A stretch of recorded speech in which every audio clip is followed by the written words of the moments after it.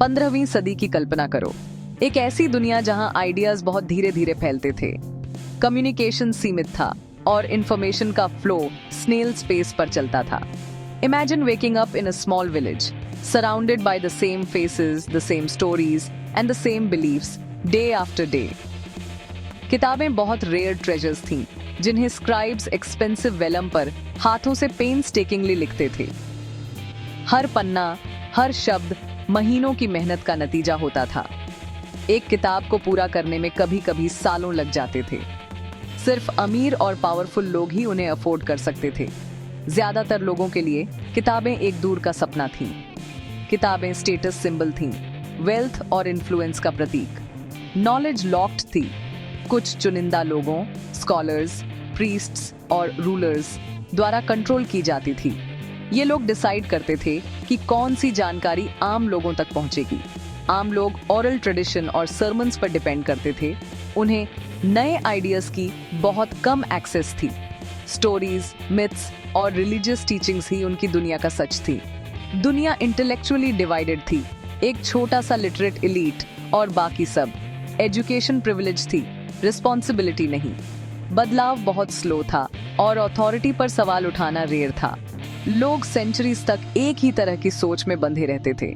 Knowledge एक विशाल अंधेरे कमरे में अकेली मोमबत्ती की तरह थी। उसकी रोशनी सिर्फ एक प्रिविलेज सर्कल तक पहुंचती थी।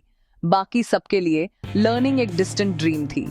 बाकी इंसानियत अंधेरे में रहती थी, उन्हें लर्निंग की वार्मथ नहीं मिल पाती थी। क्यूरियोसिटी अक्सर अनआंसर्ड रह जाती थी और इमेजिनेशन सीमित थी। किताबों की यह कमी प्रोग्रेस को रोकती थी और सोसाइटी की ग्रोथ को सीमित रखती थी। नए विचारों का आदान प्रदान ऑलमोस्ट इम्पॉसिबल था। नए आइडियाज के बीज मॉनेस्ट्रीज और रॉयल लाइब्रेरीज की दीवारों के बाहर जड़ें जमाने के लिए संघर्ष करते थे। क्रिएटिविटी और इन्वेंशन कन्फाइंड थे, रेयरली बाहर निकल पाते थे। दुनिया एक स्पार्क का इंतजार कर रही थी, एक ऐसा इन्वेंशन जो अंधेरे को रोशन कर दे। लोग आशा से भरे थे कि कोई बदलाव आएगा।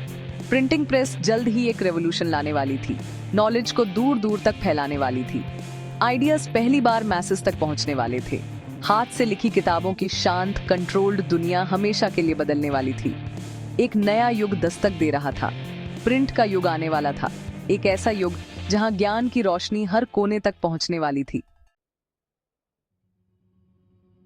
माइंस, जर्मनी में योहानेस गुटेनबर्ग, एक गोल्डस्मिथ, ने किताबें बनाने का एक बेहतर तरीका सोचा। उन्होंने metal working, oil based ink और एक स्क्रू प्रेस को मिलाकर मूवेबल टाइप बनाया। इससे पेजेस जल्दी और एक जैसे प्रिंट हो पाते थे, जिससे बुक प्रोडक्शन में क्रांति आ गई। गुटेनबर्ग की वर्कशॉप लगातार ट्रायल एंड एरर की जगह थी, लेकिन उनकी परसिवियरेंस रंग लाई। सालों के काम के बाद उनकी प्रेस तैयार थी, एक कमाल की चीज जो उतने समय में सैकड़ों कॉपीज बना सकती थी, जितने में पहले एक बनती थी।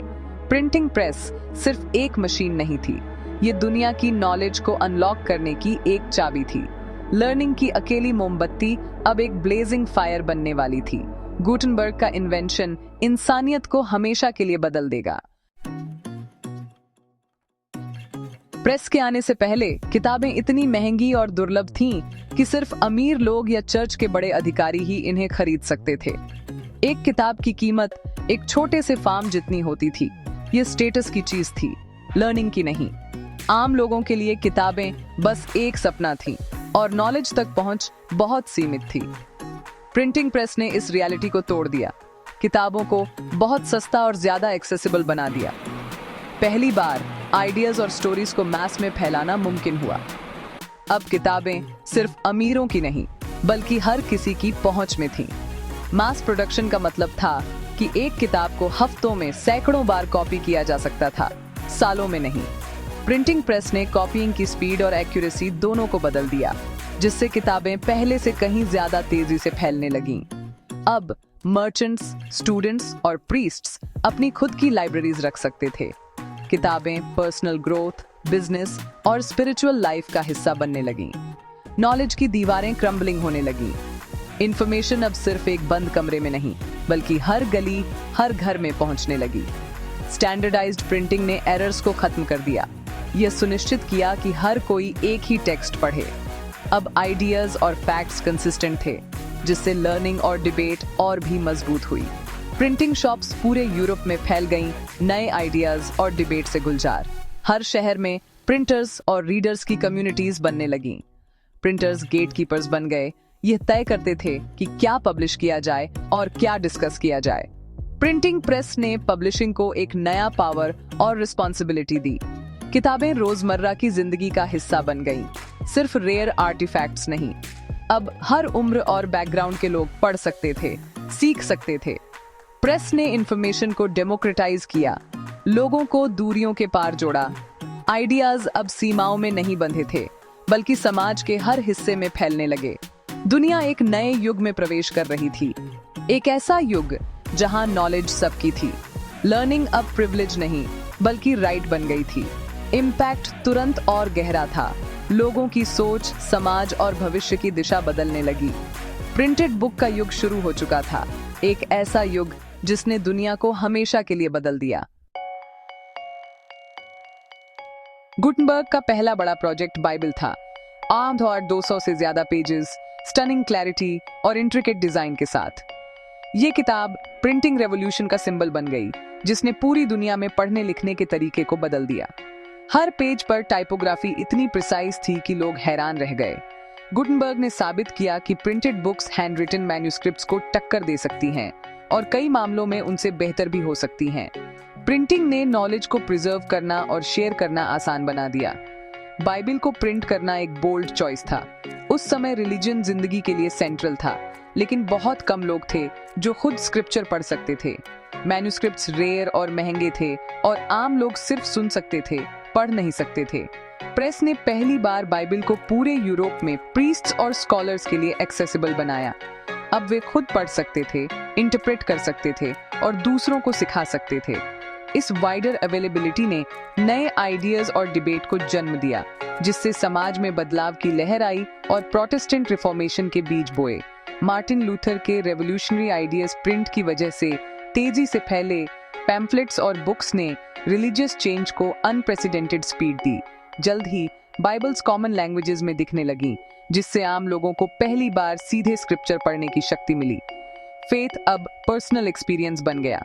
प्रिंटिंग प्रेस ने रिलीजियस नॉलेज पर चर्च के मोनोपोली को तोड़ दिया और लोगों को अपने फेथ को समझने और क्वेश्चन करने का अधिकार दिया।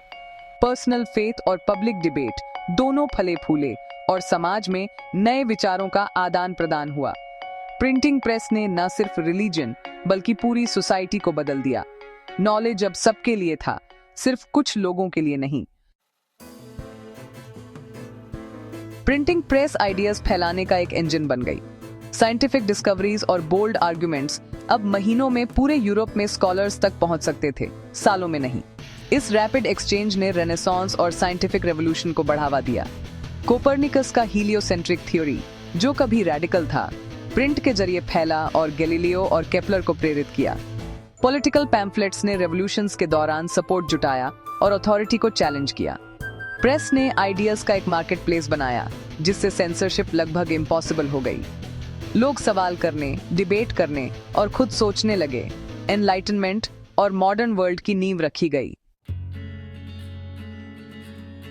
अफोर्डेबल बुक्स ने एजुकेशन को बदल दिया। स्टूडेंट्स अब टेक्स्ट बुक्स रख सकते थे, जिससे लर्निंग मेमोराइजेशन से क्रिटिकल एंगेजमेंट की ओर शिफ्ट हो गई। लिटरेसी रेट्स आसमान छूने लगी, क्योंकि लोगों को पढ़ने के लिए प्रैक्टिकल रीजंस मिले। स्टैंडर्डाइज्ड टेक्स्ट बुक्स ने करिकुला को यूनिफाई किया और नॉलेज को ज्यादा एक्सेसिबल बनाया। डायग्राम्स और इलस्ट्रेशंस ने कॉम्प्लेक्स सब्जेक्ट्स को समझना आसान बना दिया। एजुकेशन मॉनेस्ट्रीज और यूनिवर्सिटीज से निकलकर घरों और कम्युनिटीज में फैल गई। इंडिविजुअल्स अब खुद को एजुकेट कर सकते थे, जिससे इनोवेशन और सोशल प्रोग्रेस को बढ़ावा मिला। प्रिंटिंग प्रेस ने लर्निंग को डेमोक्रेटाइज किया और एक नए क्यूरियस सोसाइटी को सशक्त बनाया। प्रेस ने धर्म और राजनीति को पहले कभी नहीं की तरह बाधित किया। लूथर की 95 थीसिस एक बेस्ट सेलर बन गई, जिसने रिफॉर्मेशन और पैम्फलेट्स के युद्ध को जन्म दिया। चर्च और रूलर्स ने इंफॉर्मेशन पर अपना मोनोपोली खो दिया।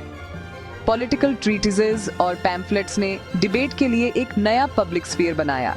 सिटीजन्स खुद को इन्फॉर्म्ड पार्टिसिपेंट्स के रूप में देखने लगे, पैसिव सब्जेक्ट्स के रूप में नहीं। गवर्नमेंट्स को पब्लिक ओपिनियन को मैनेज करना पड़ा और ट्रांसपेरेंसी की नई मांगों का जवाब देना पड़ा। प्रेस ने पावर के मैप को फिर से खींचा, नेशन स्टेट्स और डेमोक्रेसी के लिए रास्ता बनाया। जिनके पास आवाज नहीं थी, अब उनके पास आवाज थी। प्रिंटिंग प्रेस ने आइसोलेटेड कम्युनिटीज को जोड़ा, उन्हें एक बड़ी दुनिया में बुना। न्यूज़पेपर्स ने लोगों को शहरों और देशों के पार न्यूज और इवेंट्स शेयर करने दिया। कॉमन लैंग्वेजेस में प्रिंटिंग ने नेशनल आइडेंटिटी और कल्चरल यूनिटी को बढ़ावा दिया। एक्यूरेट मैप्स और एक्सप्लोरर्स के जर्नल्स ने ट्रेड, एक्सप्लोरेशन और क्यूरियोसिटी को बढ़ावा दिया। दुनिया छोटी हो गई क्योंकि इंफॉर्मेशन पहले से कहीं ज्यादा तेजी से बहने लगी।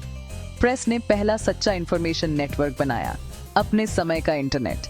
आइडियाज, न्यूज और कल्चर सीमाओं के पार गए, ग्लोबलाइजेशन की नींव रखी। इंसानियत ने एक अकेली स्प्रॉलिंग कॉन्वर्सेशन शुरू की। ग्लोबल विलेज का जन्म हुआ। गुटनबर्ग की प्रेस मॉडर्न एज के लिए कैटलिस्ट थी।